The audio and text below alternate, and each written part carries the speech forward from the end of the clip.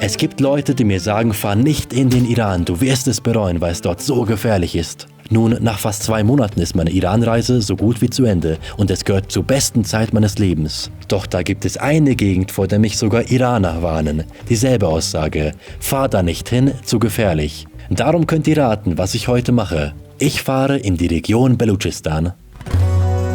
Die Heimat einer eigenen Volksgruppe mit einer eigenen Sprache innerhalb vom Iran. Was die Gegend so gefährlich macht, erkläre ich auf dem Weg. Aber wie sind denn die Belutschen außerhalb der Schlagzeilen? Um dies herauszufinden, werde ich auf dem Weg ein paar kennenlernen, um zu verstehen, was hier los ist. Lasst uns heute Belutschistan erforschen. Eine Zwischenmission auf meiner Motorradreise nach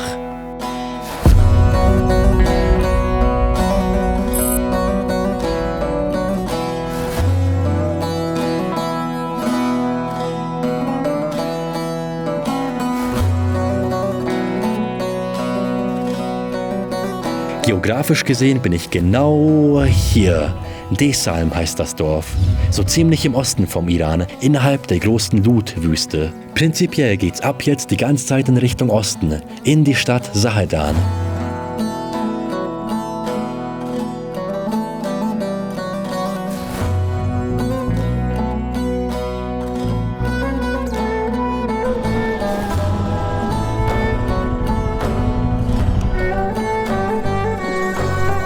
Ich wollte euch mal eben etwas zeigen.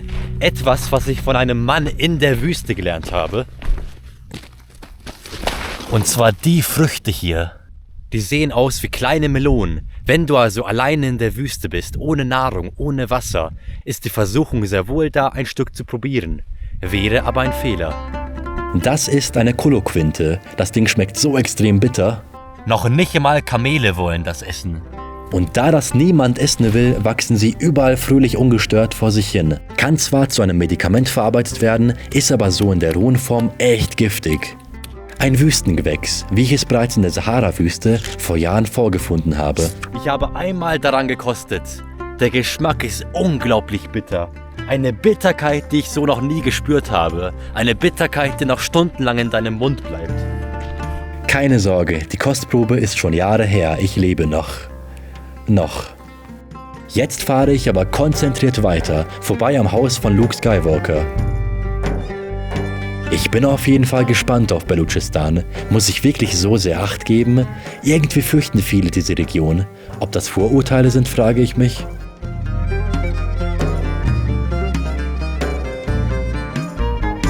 Welcome to Sistan und Belutschistan, southeast of Iran.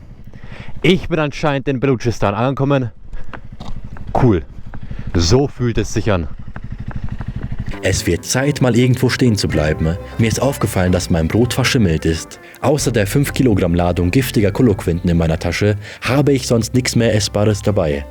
Vielleicht finde ich hier etwas. Wenn ich schon mal hier bin, dann gucke ich mich gleich mal um. Und kaum bin ich in meinem ersten Belutschdorf, werde ich von den starken Unterschieden erschlagen. Ich sollte hier, glaube ich, nicht durchfahren. Aber ich bin gerade auf der Suche nach einem Supermarkt. Werde ich hier wohl nicht finden, aber irgendwo, wo ich Brot kaufen kann. Das ist halt echt krass. Ich bin gerade eben in Belutschistan angekommen und die Junge, das ist jetzt schon ganz anders. Salam. Salam, salam. Here noon. This way? Follow him. Are, Mamnun. So, der zeigt mir anscheinend, wo es hier Brot gibt. Ach du Heilige. Das Dorf ist auf jeden Fall ein bisschen anders als die anderen Dörfer die ich bis jetzt erlebt habe.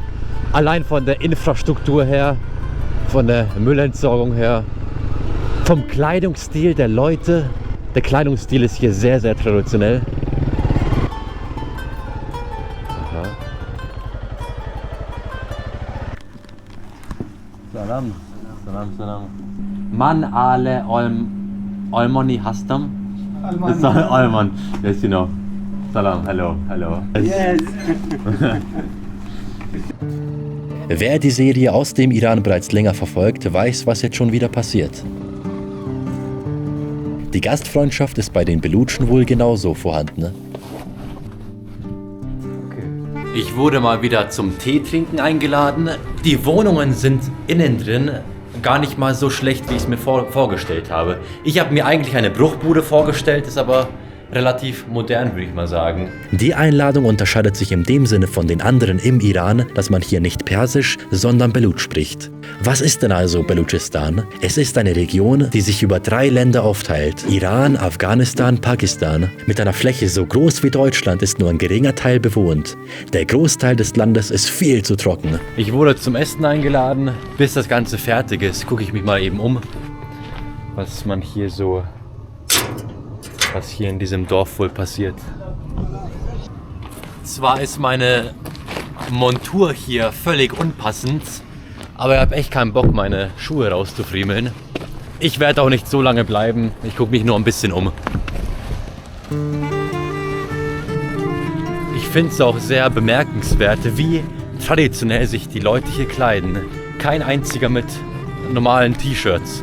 Neben der Sprache und der Kleidung unterscheidet sich Belutschistan auch von der Religion im Iran. Man ist hier sunnitisch, während der Iran schiitisch geprägt ist. Für uns minimale Unterschiede, hierzulande allerdings ein starker Eingriff in den Alltag. Ja, vielleicht ist die Familie, die mich hier eingeladen hat, ein bisschen wohlhabender. Salam, hello. You want? For Axe? Are, okay.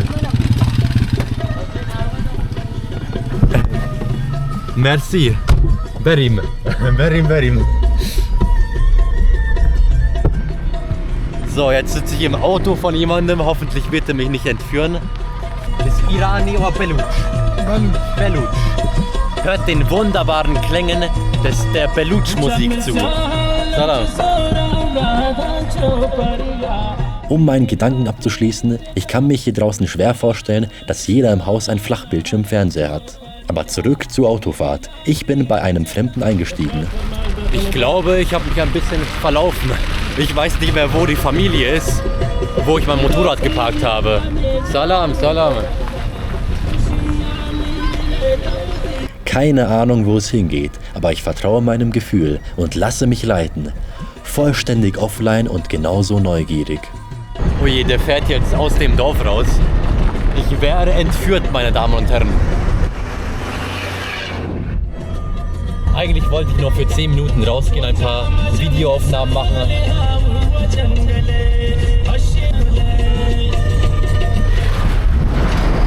Boah, das war schon wieder knapp. Verdammt, ich habe mich echt verlaufen. Ich habe keine Ahnung, wo ich hier bin. Jetzt gibt er aber ordentlich Gas. Der beeilt sich offensichtlich. Ich muss sagen, das ist aufgrund der Musik meine stimmungsvollste Entführung bis jetzt. Nicht, dass ich viele Entführungserfahrungen gemacht habe. Es haben sich noch 2 weitere Gäste dazugesellt. Der Typ macht hier den Taxifahrer anscheinend. Das ist jetzt entweder eine freiwillige Gruppenentführung oder das sind Komplizen. Jetzt fahren wir ganz raus aus der Ortschaft. So weit, so gut.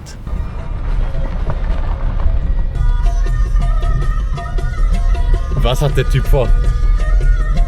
Die Situation wirkt immer merkwürdiger. Ich habe fast schon ein unwohles Gefühl. Aber nur fast. Okay, der wollte mir eigentlich nur das Dorf zeigen. Von hier oben. Es war doch kein Entführversuch. Sehr nett, sehr, sehr nett. Mamnoon, man. Mamnoon. Thank you so much. Mamnoon.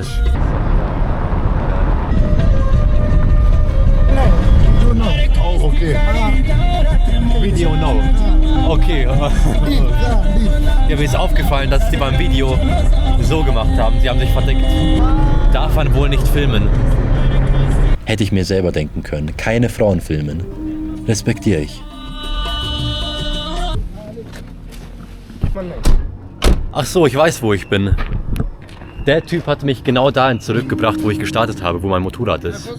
Okay, merci, Mamnun. Ich habe den Typen gar nicht wiedererkannt. Den habe ich heute schon getroffen und der wusste, dass mein Motorrad hier ist. Ich hätte dieses Haus hier nicht mehr wiedergefunden. Und ich glaube, in dem Dorf weiß sowieso jeder, wer wo wann bei wem zu Besuch ist. Sowas spricht sich rum. Okay, salam, salam. Während ich draußen war, hat man sich vorbereitet. Nach so langer Zeit im Iran habe ich gelernt, Einladung auch einfach mal so anzunehmen, ohne mich dabei wie ein schlechter Mensch zu fühlen. Es beruht auf Gegenseitigkeit. Ich als Gast fühle mich geehrt, eingeladen worden zu sein. Der Gastgeber fühlt sich geehrt, dass ihm ein fremder Mensch vertraut. Trotz dessen gehört es zum Anstand, dass ich mir nur das Minimale von dem nehme, was man mir anbietet. Okay, Mamnun, bye bye, Hodafes. Ich wurde tatsächlich sehr oft vor Baluchistan gewarnt. Vielleicht ist da wirklich was dahinter, das kann durchaus sein. Aber vom Gefühl her wirkt es eher nur finanziell ärmer, aber nicht gefährlich. Es kommt natürlich immer drauf an, in welcher Ecke man sich konkret rumtreibt. Man kann aber nicht eine ganze Region in eine Schublade stecken. Salam, salam, hello. Hello. Zahdan, Mustalim. Are, I go Zahdan, yes. Afghanistan. Afghanistan, aha. You are Afghan? Afghanistan. Afghan. Yes. Alright, man. Bye bye, bye bye, bye bye.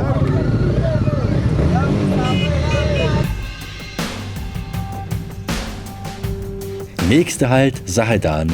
Die Stadt möchte ich mir auf jeden Fall noch anschauen, bevor ich den Iran endgültig verlasse. Dieses Fahrverhalten, meine Damen und Herren, unterstütze ich nicht. Puh, ich hoffe nur, dass jedem gut geht, Alter. Wobei ich mir da nicht sicher bin.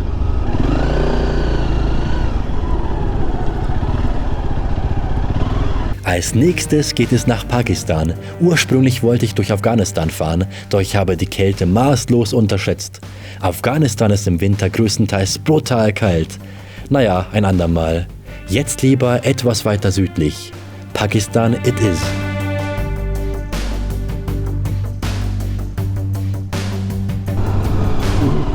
Vollbremsung, ich fahre von der Straße runter. Zack, let's go.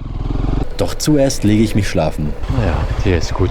Es ist ein befreiendes Gefühl, so ein Zelt einfach überall an jedem erdenklichen Ort aufstellen zu können. Und damit gute Nacht. Es trennen mich nur noch 80 Kilometer von Sahedan. Die letzten Kilometer hier im Iran.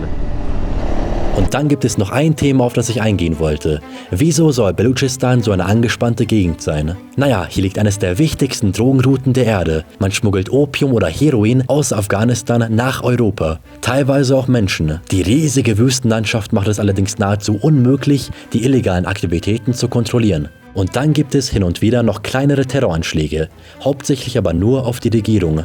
Anders sieht es allerdings in der pakistanischen Hälfte aus. Dort reden wir von einer großflächigen militärischen Auseinandersetzung, wo Milizen gegen die Armee kämpfen, regelmäßige Bombenanschläge, Entführungen, Checkpoints überall. Bevor ich aber ganz abschweife, das wird das Thema für das nächste Video. Okay, das hier müsste Sahedan sein. Ich glaube, ich bin angekommen.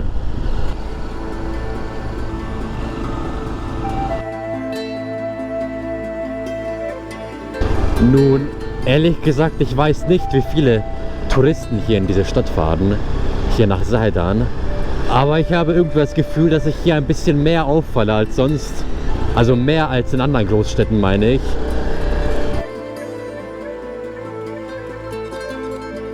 Das sieht fast schon aus wie Indien.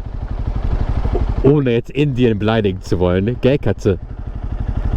Kein Disrespect gegen Indien. Aber so stelle ich es mir vor. Ich bin gespannt. Salam. What is this?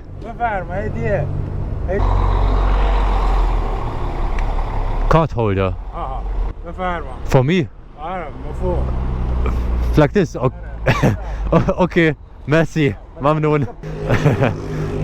Funny. Hat mir einfach einen Kartenhalter geschenkt. So, eigentlich wollte ich nur 1-2 Nächte in Sahedan bleiben. Ja, wie sich herausgestellt hat, wurden es dann doch mehrere Tage, weil mir die Unterkunft so sehr gefallen hat. Lasst uns jetzt zusammen Sahedan erkunden. Ich befinde mich derzeit nach wie vor im Iran. Wirkt aber ein bisschen anders als der Rest vom Iran hier, wenn ich ehrlich bin. Ich bin ja auch nicht weit entfernt von der Grenze, von der pakistanischen Grenze. Ungefähr 70 Kilometer. Was ist denn Kultur? Kultur ist nichts, was an einer Grenze plötzlich aufhört. Man merkt die pakistanischen und afghanischen Einflüsse. Etwas, was hier definitiv anders ist als in anderen iranischen Städten, sind die Frauen. Wenn man sich hier umschaut, sieht man nur schwarze Gewänder. Man sieht hier nur schwarze Gewänder, teilweise auch keine Gesichter mehr. This is all scarves. Wait, no.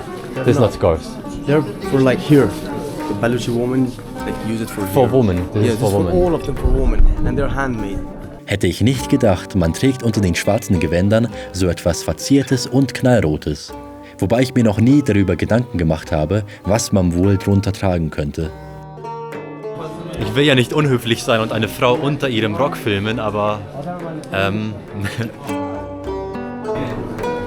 ich muss halt so sagen, das hier ist auf meiner gesamten Reise hier im Iran sehr, sehr einzigartig, dass die Frauen so streng gekleidet sind. Wohingegen ich größtenteils nur normale Hijabs gesehen habe, tragen Frauen in Belutschistan so gut wie alle Chadore oder sogar Niqab.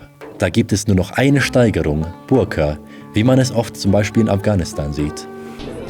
Ich merke, wie alle Frauen, die meine Kamera sehen, sich schnell verstecken, weil man ihre Gesichter eigentlich nicht filmen dürfte. Das respektieren wir, Leute. Darum filme ich in dem Bazar nicht weiter.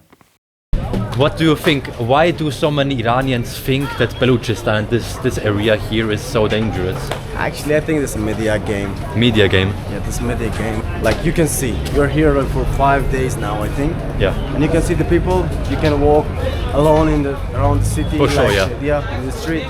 And I think there's more safe than another city, Zaidan. Safe, but Yeah. for people looks a little bit more poor than other cities. Maybe that's why a lot of people are like, they don't, you know what I mean? Something like They this. fear something like this. But like, actually, if you go to the city, around city, you see like 5 people. They're same style, like same dress. Yeah. The one of them like so fucking rich, and another one like poor. They're Okay. same. You can see a lot of people here, but they're same. Ah, hi. Hi. Vegetable.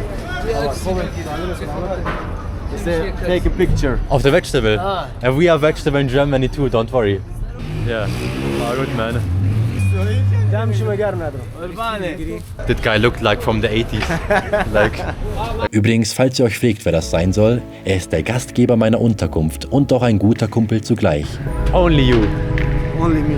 Only you. I'm famous. I don't want to be with someone. Okay, guys, Zaidan is the one of the best city in Iran and also in the world. I believe to this situation. You can come here. I'm here, guys, for you.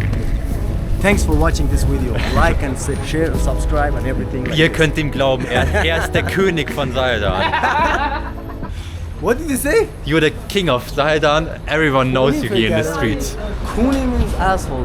Kuni means The Kune of Zaidan. like asshole. Something Yeah, like this. I didn't say Why that. you say this to me? The Kune of Zaidan. That's like in German. That means like king. König is king, yeah. Wait, no way. Come on. Thank you, but I think But- you but- said the bad thing. Yeah, Bad word no, to don't me. worry. Don't worry, man. Guys, don't believe it. Das ist tatsächlich eine der wenigen Aufnahmen, die ich in Zaidan getätigt habe. Geplant waren 1 bis 2 Nächte. Am Ende wurden es 10 Tage. So wohl habe ich mich hier gefühlt. Ich habe viele Menschen kennengelernt und komplett im Moment gelebt, abseits der Kamera. Keine Sorgen, keine Gedanken, die mich runterziehen. Für einen Moment habe ich tatsächlich so etwas wie, Zufriedenheit verspürt. Wieso erzähle ich das jetzt, obwohl ich genau weiß, dass es niemanden interessiert? Naja, ich glaube, ich erzähle das nicht euch, sondern mir. Die Videoreihe ist mein Tagebuch.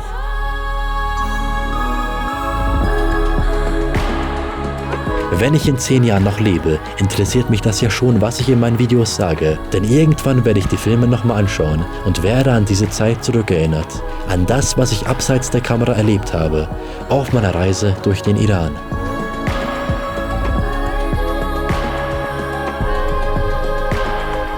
Nun ist es allerdings an der Zeit, weiterzufahren, nach Pakistan. Es gibt noch viel zu sehen und viel zu filmen. Ich bin in der letzten Stadt vor der pakistanischen Grenze angekommen.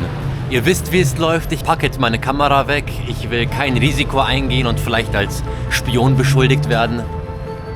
Wir hören uns auf der anderen Seite. Etwas, was ich natürlich nicht wegpacke, ist meine 360-Grad-Kamera.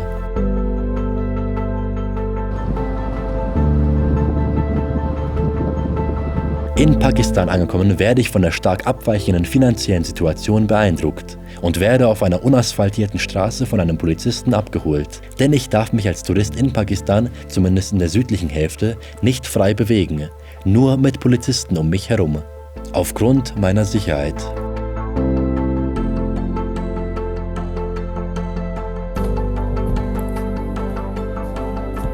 Okay, meine Damen und Herren, wie Sie sehen, sehen Sie nichts. Es ist inzwischen stockdunkel. Ich bin in Pakistan. Ich bin in Pakistan angekommen.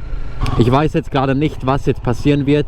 Ich denke, ich werde auf einer Polizeistation übernachten. Meine Vermutung. Was es damit auf sich hat, werden wir in der nächsten Folge erleben. Es folgt eines der spannendsten Abschnitte meiner gesamten Reise. Wie immer Sonntag 18 Uhr.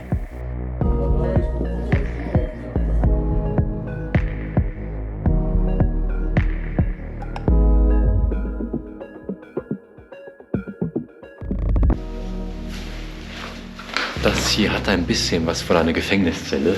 Wir sind hier eingesperrt. Für wer weiß wie viele Tage.